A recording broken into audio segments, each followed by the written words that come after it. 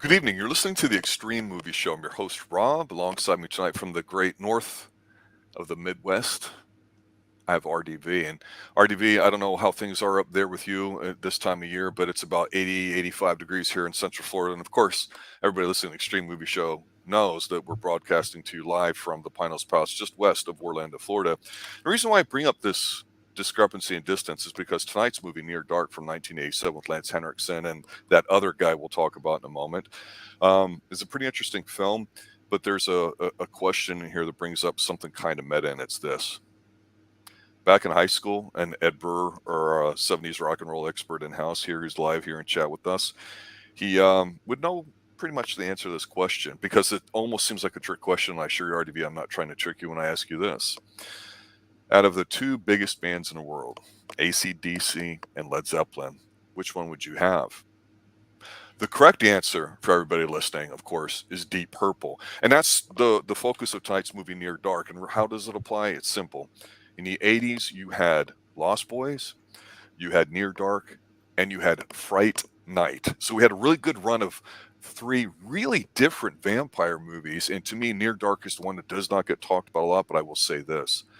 I think for all the juvenile love that Lost Boys seems to get, I think Near Dark's pretty interesting, but certainly not as fun and wildly different. And we could spend a whole hour or two talking about how different these three films are. But Near Dark, for me, RDV, it's an interesting film. It's very moody. It's very atmospheric.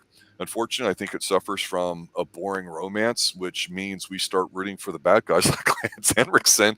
And that's not a good thing, but I like what they do with it. And I actually think of this movie, honestly, in all seriousness, and I'll hand over to you for your initial thought. It almost is like a euphemism for drug recovery, kind of, in a way. And I'll dive into that with some scenes here as we go on. What's your initial take on this film? Well, initial take on this film is that I was told I need to watch this. This is basically the low budget version of The Lost Boys, because that's basically I'm watching through it, and it kind of really is. There's some similarities, but there's also some differences. The main character in this is a dweeb. I'm compared to the one that's in The Lost Boys, but it's like I said, they were going for a different direction, more of an adult version. Yes, I would agree. Yeah, yes. Especially with Severin, Bill Paxton's character in this, and Lance Henriksen, versus Kiefer Sutherland, and the other one was more of like a juvenile, like a bunch of vampires and stuff. Where this is kind of like all different ages, and I did like the fact that he carried around with a balloon foil, the black out the van and all the vehicles, the sun, because they drove during the day with the lights. But this movie, it's not really high. I can say it's almost felt like I said it's a Western. You think it's really a Western movie? I do. It's like Carpenter's Vampires. It's a Western. Because it took place in Oklahoma. No, it's just a Western. To me, it didn't really feel Western to me, other than the fact the guy's wearing a cowboy hat. They picked him up in Oklahoma. There was but yes, because we find out that Lance Henriksen is a Confederate soldier. That's how long he's been alive. That's all, or I should say, unalive. Yeah. Overall, though, like I said, there's the soundtrack for Lost Boys is more bigger, and I think that's why a lot of people will watch that more versus this one. This had Naughty Naughty by John Parr. The soundtrack was also Tangerine Dream, who did the soundtrack for the more recent movie that we did with The Keep. Yeah, well, I didn't watch The Keep, and I've never heard of the Tangerine. I've heard of John Parr, Naughty Naughty, but that's about it out of this film. But overall, though, like I said, this felt more of an adult film. And when I say that, because they wanted the main character, he meets a girl, just like it's you're just like in Lost Boys, he meets a girl, cute girl, except that she bites him. She's the one that turns him, and it's really weird because we know there's a different, depending on what movie it is, there's a lore. If you feed in 3 days, either you die if you don't feed, or you feed on an actual person, and then you become a vampire. And this, he just fed on her. He wouldn't bite anybody, even though they tried to get him to kill people. And that's a huge difference from The Lost Boys. It's kind of hard not to compare it because they came out the same year, kind of the same concept. Where this, they want him to kill. in the Lost Boys, he was never told to kill anybody. This is like they want him to like he likes this girl, she likes him, but no, but she's a vampire, and he's I guess slowly becoming one. Um, Overall, I mean, I just kept looking at the actual cast, and I was popping more for the cast. People would pop up his dad, Yeah. in this movie. Like I was like, dude, I know that guy. That guy's been in everything. He's the Treat Williams lookalike. Yes. Timothy Thomerson. I popped when I saw him. I was like, oh my gosh, this guy's in there too. Then you have Lance Henriksen. Bill Paxton playing a crazy guy, and then you have Barrel. For those who watch Bosch, Troy Evans. Oh, that's right. That's right. Yeah. Well, let's talk a little bit about the main love story, because if some people look at it as a romance, forbidden romance, it's the lead guy, Caleb. He's a cowboyish kind of guy. He meets this beautiful girl at night who comes out of the bar, and she's eating ice cream, which I thought was a nice touch. Mm-hmm. Now, back in the 80s, that was definitely a Midwestern type of look, and I can understand them, having this instant chemistry. And of course, we know watching it what she's going to be, but it's a nice thing to have the woman seduce the man, and of course he's fumbling around like a teenager does and all that too, and she's kind of Right. Hippy dippy-ish with their talk while they're checking out stars and all this kind of stuff. But the interesting thing about it is and I don't know if it's interesting in the sense that the way she is presented, her interest in this guy, it seems genuine, which is weird because this love at first sight, it's obviously not lust. She wants somebody, and for some reason she takes this guy, and I can't figure out why, other than wanting a pet, because that's kind of like the whole thing to it. Mm-hmm. It's the big jealousy angle that we would see in other vampire type stories there much later on in the 90s. But I liked her look. She wasn't an exotic look. She was tomboyish, and she looked the part. And when we see the vampires as this renegade outlaw group, was one of the reasons why I kind of liken it to a Western, is because, well, you got to prove yourself to the group, which is what the story's about. Then you've got the father with the daughter trying to track them down. It really played like a Western to me. And it's like you said early on, I totally agree with you. It's dark and it's brooding. The problem I have here is that I don't hate the guy. He's okay. But I'm looking at these two going, wait a minute. She tricks you. She bites you. She doesn't do like the voodoo magic that some vampires can do and then thrall you. He's just caught up and wanting to bone her. And even though it was kind of funny after, in the morning, after all this, he's like, I really, really like you, but I got to go home. It's like, okay. And so all of a sudden you start seeing Lance Henriksen come on, and he's always a badass and a great guy. And then you see the rest of the group, and I've got mixed emotions because the old man, who's really in the body of a little kid, was annoying as hell, could not stand it, but got jealous of the fact that she's going to have a pet. And that's like a key thing to it, right? But that was 80s though. Yeah. Remember Radioactive Dreams? You had little kids like that, just like wait, whenever you have like a post-apocalyptic 80s, wasteland, movie, there's always the tough kid, is drinking beer or smoking a cigarette, or has a gun, That was an 80s thing. Was it cringe? Yes, but that was what they did, That was well, and you had brought something up that I wanted to kind of mention. I'd mentioned at the beginning how there's the three big vampire films you would argue in the Lost Boys, this one, and Fright Night. I have a soft spot for Fright Night. I really liked the Lost Boys the least of the three, because part of what was going on in the 80s that you and I dive into, whether it's the action movies or canon classics or whatever we talk about here on Extreme Movie Show, is that you had a lot of what I call like front running, where you would have these really cutesy, hokey kind of things going on, and it just got shoved down your throat. But whether it was Americana kind of stuff or just 80s, whatever, it was there. And I use Breakfast Club as an example. It's kind of cutesy, but there's a lot of dark shit in it. And Lost Boys was cutesy and all that, but it just wasn't. It was just made me want to vomit a little bit and puke, because it was just. It seemed like it was something made for teens at the time. For me, it's like the twilight of that time. Now, because it's the 80s, it's a lot more cooler with some of the stuff, whether it's the sexy sex guy or the hairstyles and all that stuff. It certainly wasn't boring, but I did like how this was dark and brooding. I just didn't like the fact that I was indifferent, I guess is the way to describe the main love interest. And I thought that kind of made me focus on like Bill Paxton at this time, who was just really, to me, over the top. So when you look at those two or three films, what pops up to you how different this movie is? I said, what's different about this movie compared to those? I mean, well, like I said, it comes down to soundtrack. I mean, like Fright Night is perfectly great. Fright Night is a guy I've never even heard of before. It's cast really of nobodies, for me at least. Right. Because I mean, except for well, you have the stupid girl, the lady the one who played Married with Children. Married Marcy. Children. I know Marcy. Other than that, but overall, though, I mean, I'm looking at the people that are in those movies. Like, okay, it's the same concept, where you have a main character who's an actor. He's not really a big actor. He's not Papa. He's not Swayze. He's not all these other people you've heard of. They're still acting today. These are people who basically only did a few movies and then they were gone, or they went on to TV dramas and then they never made it to broke out the famous. And then you also had the soundtracks, overall plots. This felt, and I was watching this. I felt like I was watching this. It was like a Sunday night movie in the early '90s. On TV. Like ABC's movie of the week. Or it just, I mean, there was good stuff out there on TV. I'm telling you. I had Super 18. That's what I had. That was my big thing on Sunday. And Sundays they'd play those, like Right. the movies that pop up.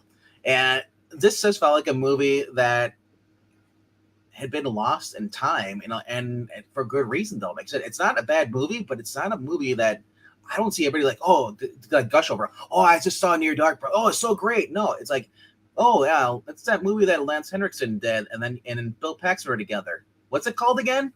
And that's but overall though, like I said, the main flaw I had with this movie though was not because, I mean, the story plot. I mean, it was more so that Lance Henriksen wasn't a bad guy. Even though he was supposed to be rated as a bad guy, but he wasn't evil. He wasn't, and I'm thinking he wasn't like the point where he's gonna like murder. Like I would cool. I'd be like rip someone's head off, because Bill Paxton was the crazy, the grotesque vampire. Like I wanted more. I mean, if you're gonna make this because otherwise it just felt like a cheap copy of Lost Boys. So what I would have done with this movie is up the gore. I would have done more with this, and make it more violent. And I think that would have worked for the film. But they kept it to like a romance, soft, like a TV drama, because likes girl, but the girl's torn because she's got new family, she's a vampire, and like it just can't.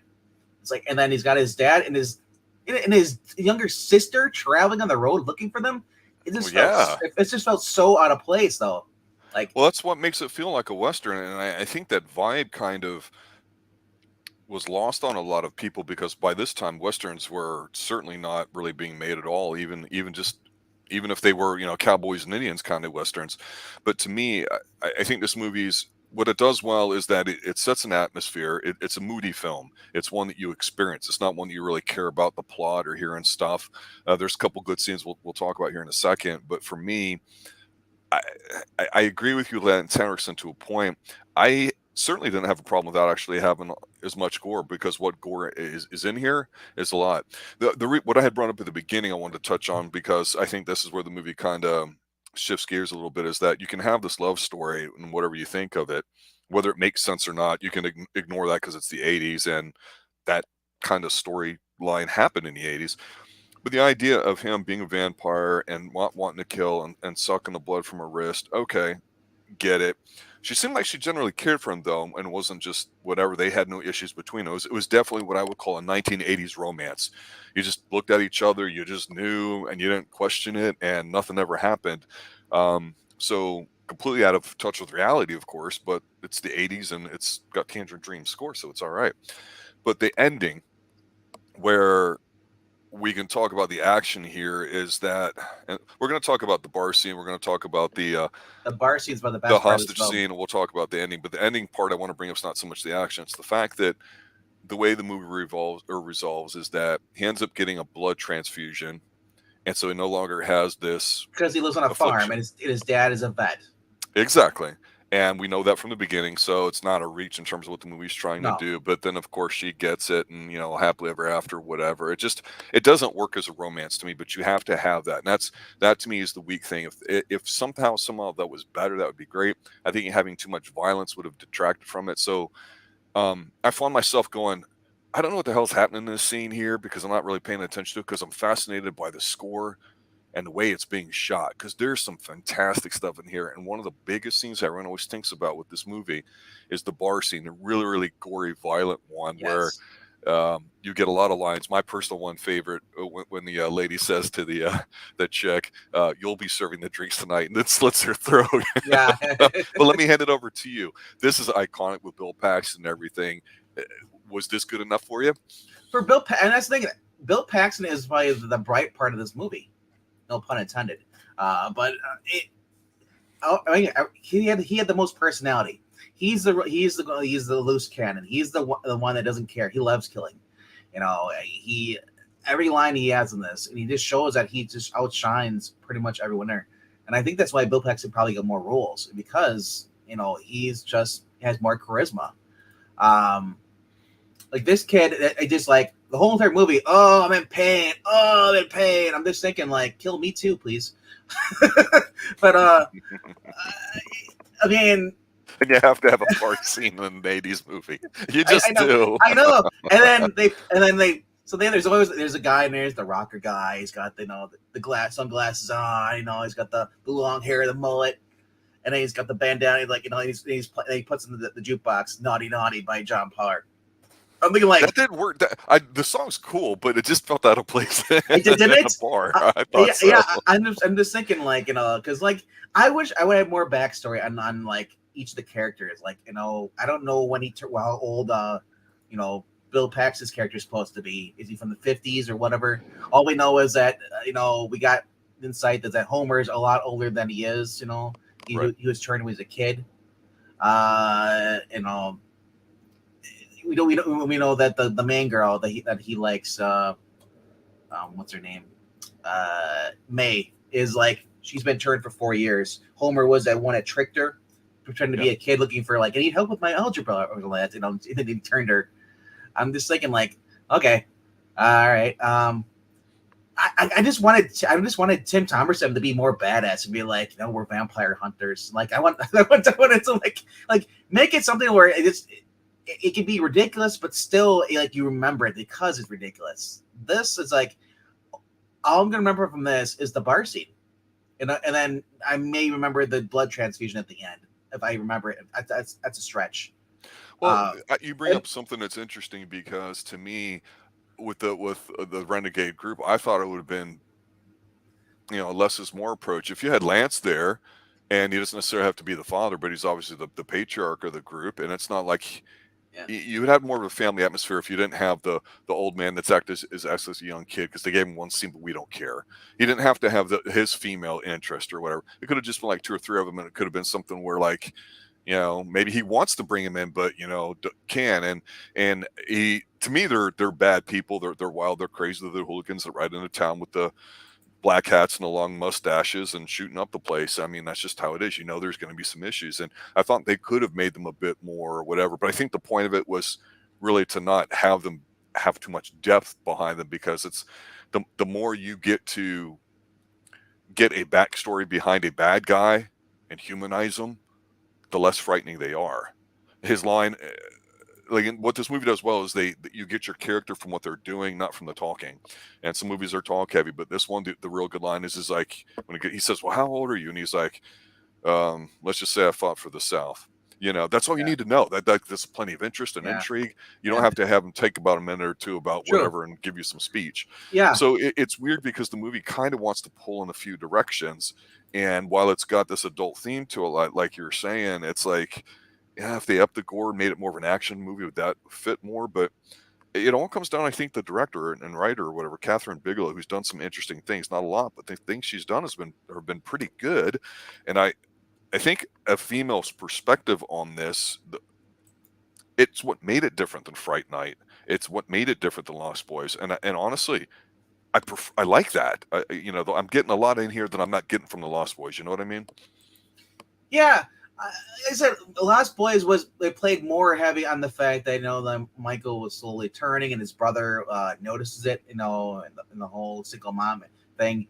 Like I said, he had the kid Corey Feldman working at the comic book shop and talking about Tomb of Dracula, the vampire stuff. So like I think that's why that might have been more popular and more because, well, comic nerds and the fact that the whole Dracula stuff, just like getting more people involved. You also had Corey Feldman, who had also been in one of the Halloween movies prior to this, I think, The Lost Boys, or maybe afterwards. I forget. Or no. Was it Halloween or was it Friday the 13th? I forget which one he's in.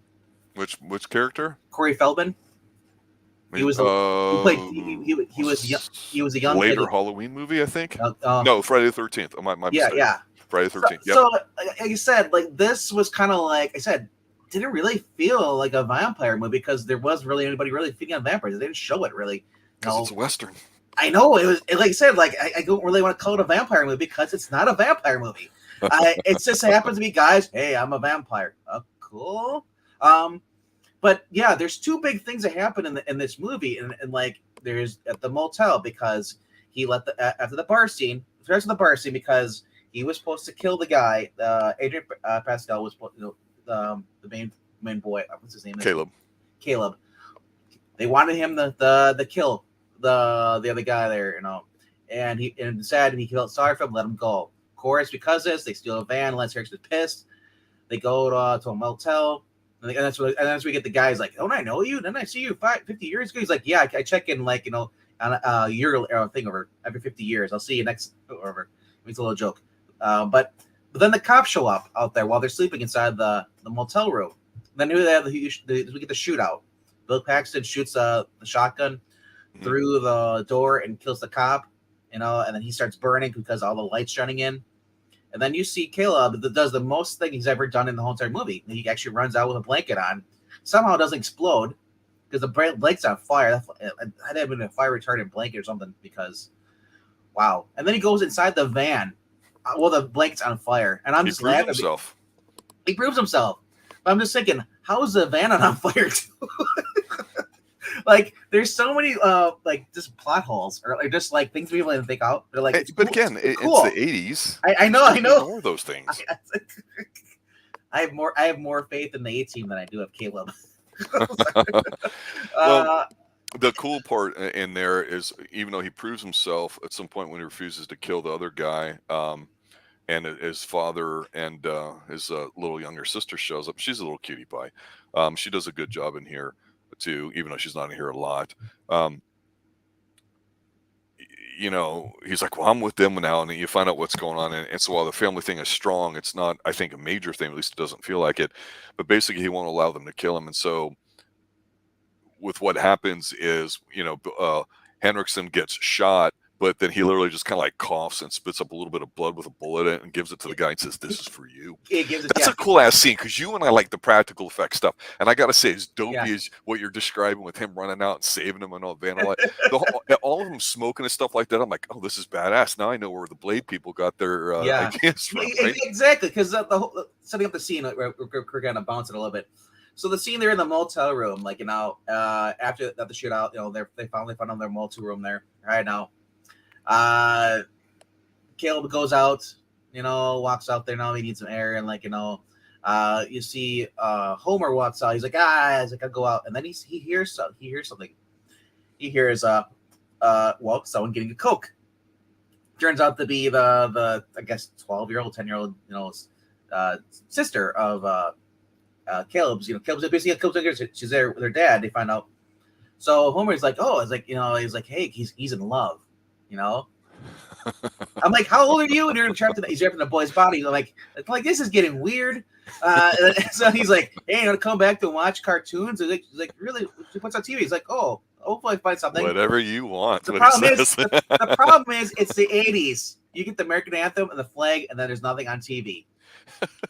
I'm thinking, like, how old is he? Did he forget? Unless I watch a lot of TV. He's got charm. So that 10-year-old boy's body. It was weird. So I didn't like that scene either. So she wants to leave, and then you see in there, and then like they ask her, who are you with? Oh, my dad. What room is he in? So they go and they find his dad.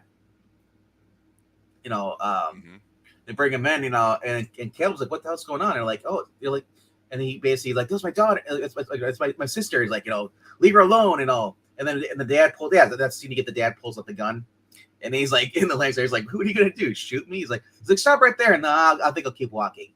And like he just shows the balls and Lance Henriksen because he knows he's not gonna die. We saw in the bar scene before. The back this up is that Caleb was shot by the bartender with a shotgun in the gut, and he kind of like looks at his gun. It's like, I'm still alive. And the that was the funny thing. The bartender's like, "What the hell?" And then in the end, the whole scene with the spurs on Severin's boots, he just does like a little like I would say Chuck Norris kick, and then slices the guy's throat. Yeah, that was pretty good. I mean, like I said, there are good parts of this movie, but overall, it's like I said, it's like a 4 out of 10 for me. You know. Oh, I thought you liked it more than that. No. Like I said, it just felt too. I mean, I can't say too low budget because there are good movies that are low budget.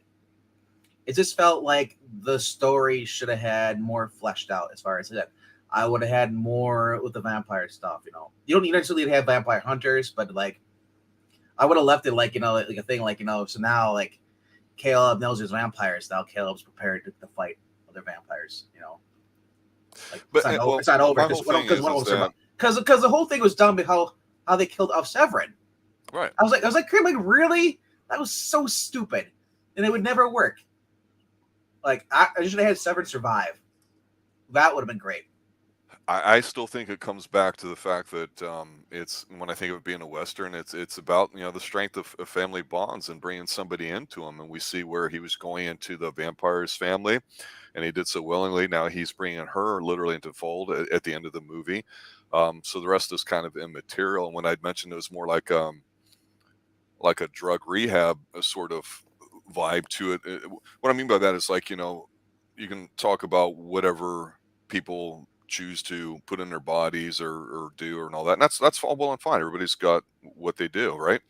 But alcohol, AA meetings, Alcoholics Anonymous, they're one of the more successful groups when it comes to weaning people off and all that. And so it's a situation where you talk about withdrawal and everything. And in the 80s, I mean, we talk about glorifying fun and all this other stuff. The flip side too is that nobody talked about AIDS. Nobody talked about Vietnam vets and PTSD, unless you're like, the Rambo movie, which, that really brought it to the surface. But culturally speaking, it was not something that was addressed because everybody was so happy finally starting to make some money and inflation, going down, that they had an opportunity to kind of go out and consume. And that's one of the big themes of the 80s. And so to see him kind of think of like vampirism being like, say, alcoholism or whatever drug of your choice, to see him kind of go through it all and get fixed or whatever, it's a kind of appropriate for time. And I don't think it's over the top. It's supposed to be made to be that way. It's just the way I chose to look at it because their love story to me was very typical 80ish nonsense. Mm-hmm. And it wasn't very strong. So I hated having to root for the other guys because they were bad dudes to me. But I mean, Paxton's, even though he's yelling and kind of shouting, and I see Bill Paxton in that scene when he's not talking, and he's, there's the violent scenes, I'm like, shit. And the Lance not talking or yelling is pretty creepy.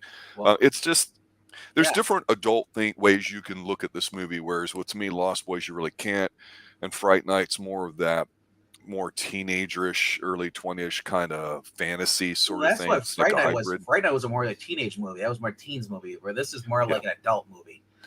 Yeah, and you and I had covered both Fright Night movies, and actually, I believe all three of them too, because there was a 2010 remake with Colin Farrell in it as well, which wasn't too bad. Yeah. But we've covered all those, I think, last year or the year before. I gotta say, the Xtreme movie show. This is a difference. I don't know if it was the first kind, but I would say like it's the first I've ever seen, as far as in the 80s, where vampires are actually roaming across the country because they're bored and just killing people, and just drinking blood, and they move from place to place. And I'm just thinking like, I wonder what all they have a grocery store or gas station scene where not Bill Paxton, but you could have Bill Paxton goes in, kills the gas station attendant, and Lance Henriksen steals some aluminum foil for the van. It's like because I said I just want a little more stuff. Like you have the cast for Aliens here, like right. You can do pretty much you want, but the thing is that they just felt like I said it was more about Caleb just basically, I got vomit on my mouth the whole entire movie, and feeding from her. Like I wanted to see what they should have done. It had her just feeding him blood from somebody else instead of him feeding on her. It just made him look like a simp. and I didn't care for that. You know, he's supposed to be the good guy, but he should have been feeding off the girl, off May. He should have been like, hey, he's got a farm. Why can't he just kill a horse or drink animal blood and then realize he needs human blood? Something like that. Like a little bit more. But like I said, I don't know. It's weird because like this is Bigelow. This is James Cameron's ex-wife now, I guess. I don't know if they're still married. They're married for a couple of years. That run right after this movie, I think. And like I said, they could have done some more with this, but it is kind of like they just kind of didn't no direction. It's a mood piece to me. I like the fact these were my final thoughts, but I like how it is different than the other two films because I think the other two are more close to each other. This definitely is an 80s film, but in a different way, and I do respect that because if it was another kids vampire film or like Vampire in Brooklyn with Eddie Murphy, please just spare me. So I appreciate it from that aspect, and I think it's tough because like you, sometimes when I'm watching a film, and I think in this case it's what you just got through telling us, is that you can see where you think it might have been better or worse if it went to certain areas, and I'm trying to not hold that against it so much, and sometimes it's tough to do because it's frustrating, but the vibe of this is so different. It's worth watching for that alone. Is it rewatchable? Like if you want to have some 80ish kind of teenagery fun, maybe not. But if you just want a different feel, it's unique enough that it is worth it. Like I say, it's one of those movies where if you don't even really watch and listen to it, but you just have it on and you're watching the scenes, it's very visual. It's very good that way. The set pieces are fantastic. You really get the outdoor shot. Well, it's a damn gorgeous film, and I love it. It's got practical effects aplenty. So that alone, it looks well. I mean, it's not bad. It's worth it. Fright Night, like I say, I have a lot of fun with, but those are personal tastes. I have to be in the right mood for any of them. But this is, to me, still worth a watch. I know it's not too high. You said I think 4 out of 10 for you. But any other final observations you want to add before calling it a night? If you're a Bill Paxton fan, watch this. Watch it for him. If you're watching for Lance Henriksen, I'd skip this movie.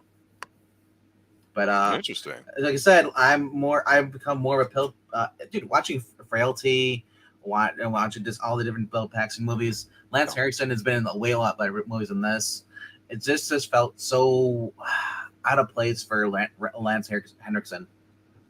He just felt like the old guy, and we were like, all right, we're gonna do this, and that's it. And like instead of him, I've seen him. What was it? He was in another movie with was it Raw Justice?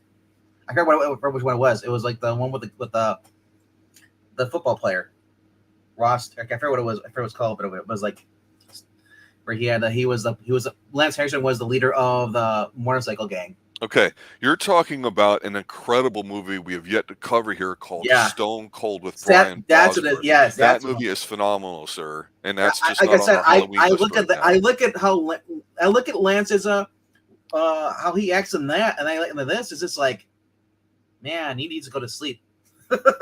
He's been up too late, old man.